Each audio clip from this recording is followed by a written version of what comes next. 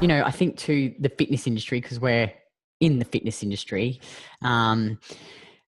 it's just all about like the next latest fad diet that's going to get you that quick fix, or the supplement, you know, like the amount of supplements that women, like when they come into the program that they're taking, is just amazing. And it's like you can get all the nutrients you need from food. You know, the supplements that we recommend our clients is liver and oysters. And then we have gelatin, the new gel, if we're not eating bone broth, you know, sometimes it's just easier. And then Progest E, you know, if you've got any sort of menstrual cycle issues, and that's about it.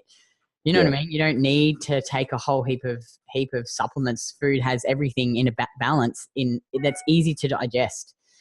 And it's cheaper. Like liver's like $10 a kilo or something. Yeah, it's really amazing. It's kind of, you know, it's a little absurd when you think about it, that you can get some of the most important things. I often actually think about that. It's like that, you know, in a way we're lucky, and it's like sometimes I wonder why I'm promoting all of this information, because it's like if everyone does realize that this is true, then it'll all become extremely expensive. Yeah, I know. Like, it's crazy. What have I done? Oh, I know. Sugar's $150 a bag. Yeah. I know, crap. Yeah, it's amazing. You know, like we have a Facebook page, and I see the women posting every day in there, and just, you know, I'm sleeping better, my energy's better, my mood's better, menstrual cycle's normal. You know, my body's, because, you know, we're also trying to get them in better shape. You know, and we're not about getting women to 10% body fat or super lean. It's just about getting them to a place where they're happy, wherever that may be, and just being healthy and strong. You know, and I think the fitness industry is just, it's terrible. But you must get a lot of validation from the fact that your clients are actually getting results, because you know, I see your posts and people are coming out and saying, well, this has changed everything for me quite often. And you know, it seems more obvious to us, but it's really shocking to some people when they I notice it with yoga, because in the yoga world, I think that it's a tradition that's been around for a very long time. And but I believe that many people have been convinced of some of the modern ideas in relation to nutrition while doing the ancient art of yoga, and the combination isn't great. You know, I was just thinking, I wanted to mention that to you. There's a famous yoga book called the Hatha Yoga Pradipika, and it's from the 1400s, and it talks about some of the most important yoga poses and it also talks about diet. And there's a quote which I have, which says basically the yogi should eat food that is desirable, suitable, nutritious, pleasantly sweet, juicy, contains dairy products, and strengthens the bodily elements. And that's, you know, that's a 600-year-old, something like that thing. And I think to myself, you know, these are the people who were passing on this incredible tradition, and they were also passing on at the same time dietary information to go with it. And I think, well, you know, a lot of what we eat and what Ray Peat talks about, and other people, or the other people involved, that fits in a way with that.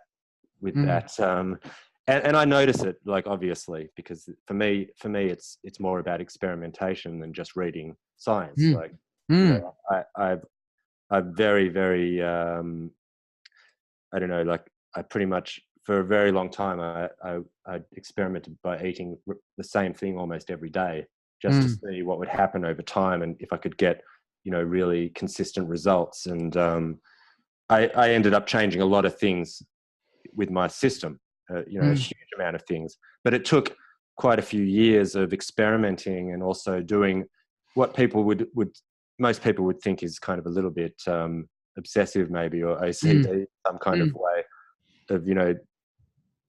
So, yeah. I think you know, it's so interesting that he talked about taste, you know, and it's just like, what do you desire? You desire sweetness and salt. You know, like I think we've just stopped listening to our body so much, you know, and it's like, why would it's crazy. Like people that tell you, oh, sugar's poison. Like, why would your body crave poison? That just doesn't make any sense. Like, it's just ridiculous. It's, you know, your body, these women, like they get so fat because they restrict, and then their body's screaming at them, carbs, and it's screaming at them for sugar.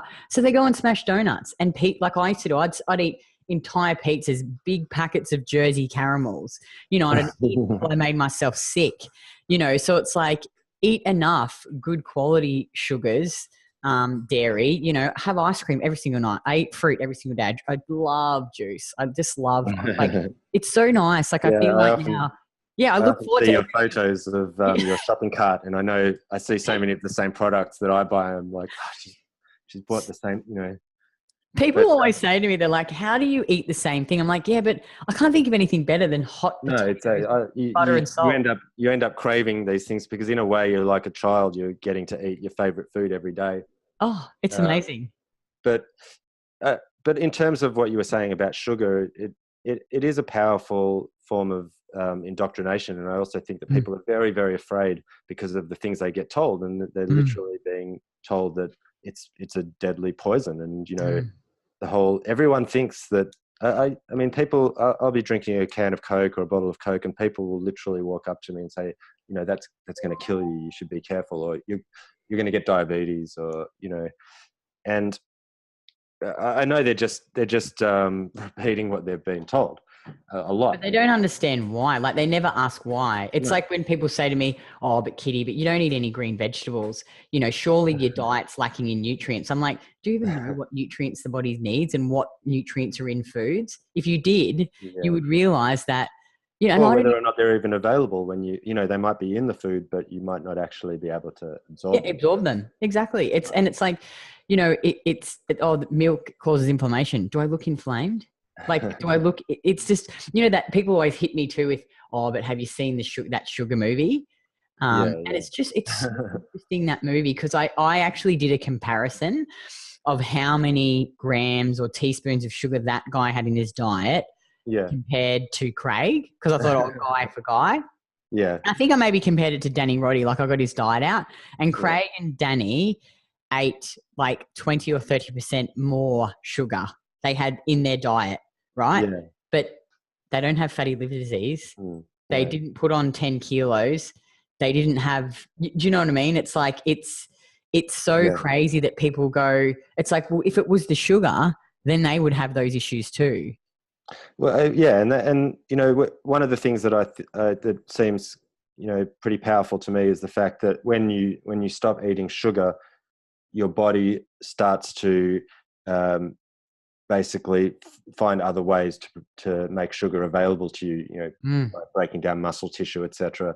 But the funny thing is that even though there's a lot of, I guess you could call it science, but there's a lot of science out there that says, oh, sugar causes this and that. But when you really have a look at studies and see what is out there in terms of biology, that there's numerous things that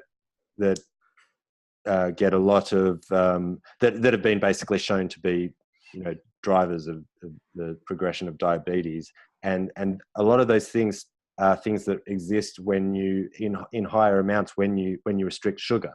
So it's like, here you are doing this thing that you can't even really do because when you take it out of your diet, your body won't let you, in a way, because it can't, you know, it can't survive without it. And so to me, that I'd had that explained to me by other people who were knowledgeable people in the exact opposite way, and at the time it seemed to make sense to me, but I guess you know, some of these things take a while to get your head around, maybe. No, but it's sort of, I say it often to women, like, well, how much, like, what's the definition of insanity? Doing the same thing over and over and over again and expecting a different result. It's like, at some point you've got to go, well, perhaps everything I thought was true isn't true. And I think, you know, we touched on this briefly, is, you know, listen to your body. experiment, let your body guide you, you know, like eat different types of foods and then measure your sleep, measure your digestion, measure your mood, your menstrual cycle, your libido, your skin quality. And, you know, for us, it's like we look at body composition as well.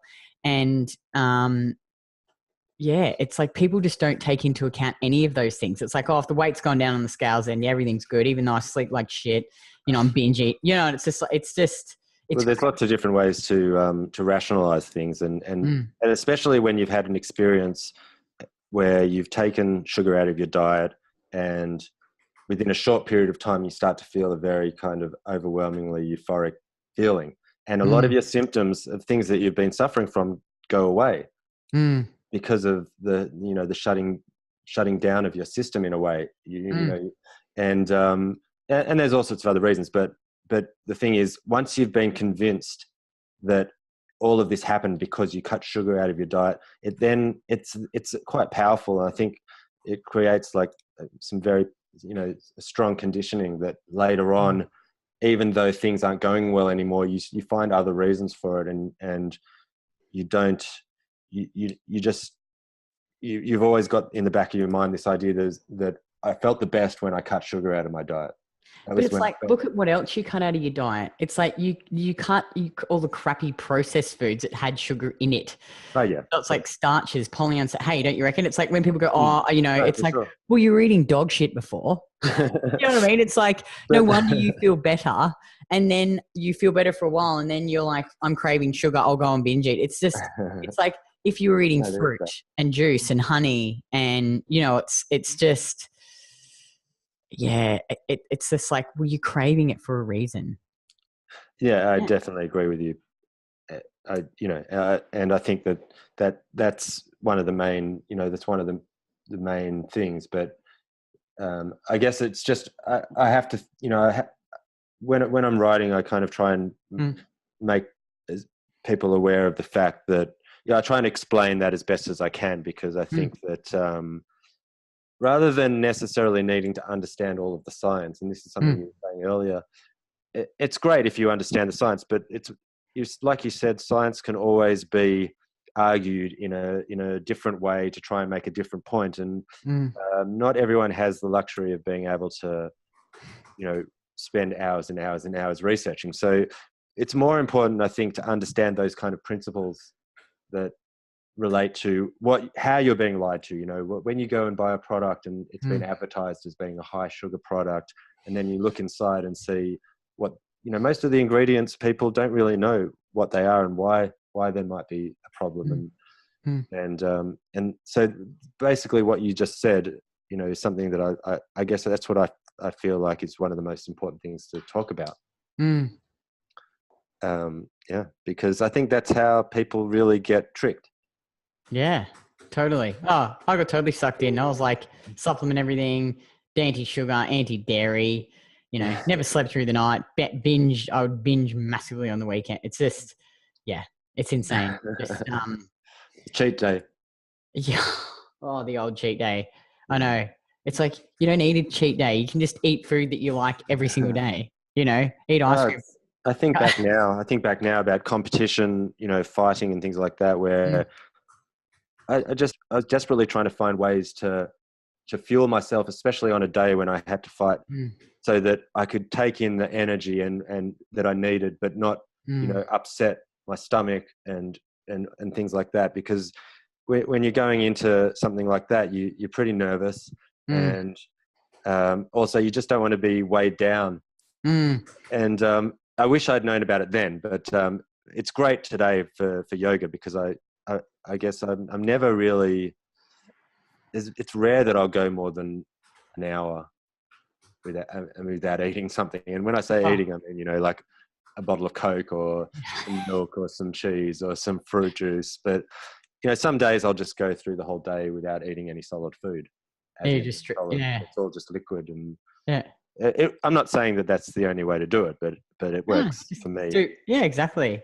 Yeah, and it's like, oh, fuck, fasting. Oh my God. Oh, I did fasting I can't even imagine it now. I'm like sitting here looking, I've got a client actually very shortly, and I'm like hungry. I'm thinking, oh man, I'm going to have to wait another hour before I have my dinner and then eat my condensed milk before I go to bed. Fuck, I never would have done that. 5 years ago, like I wouldn't have even eaten condensed milk, let alone eat all those carbs before I go to bed. So, Right. so Oh yeah, no, yeah. Often I eat more at the before bed than I do throughout throughout the day. But yeah. but yeah, I mean, I guess looking back, I think that these kind of things, in a way, they create a kind of disordered approach to eating, and Oh, totally. it gradually does play, gradually does have an impact on your health, your mental health and your physical health, and particularly everyone's got different issues, but we're all basically physiologically the same species, and No, but I don't tolerate carbs, or I'm like, yes, you can.